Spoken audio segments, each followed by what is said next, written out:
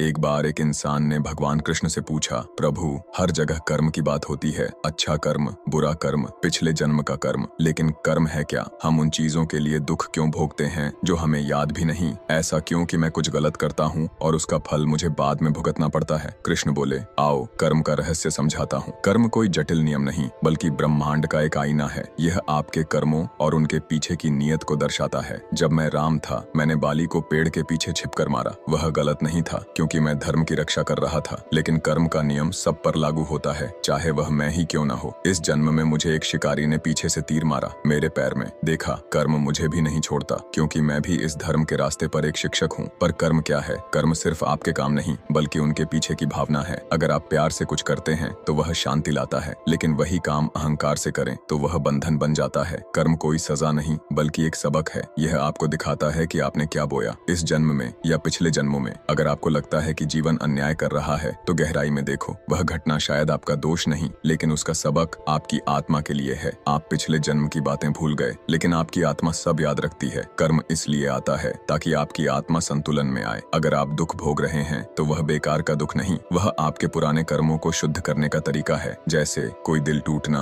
विश्वासघात या देरी, ये सब कर्म का हिस्सा हो सकता है। यह आपके पिछले 10 जन्मों के कर्म को साफ कर रहा हो सकता है। तो कर्म को कैसे तोड़ें? कर्म तब तक दोहराता है जब तक आप अपनी प्रतिक्रिया नहीं बदलते। अगर आप गुस्से की जगह प्यार चुनते हैं तो कर्म का चक्र टूट जाता है। अच्छा कर्म सुख लाता है, बुरा कर्म सबक देता है, लेकिन दोनों का मकसद है आपका विकास, न कि आपको जकड़ना। इसलिए जब कुछ बुरा हो तो यह न पूछें मेरे साथ ऐसा क्यों हो रहा है, बल्कि पूछें यह मुझे क्या सिखाने आया है।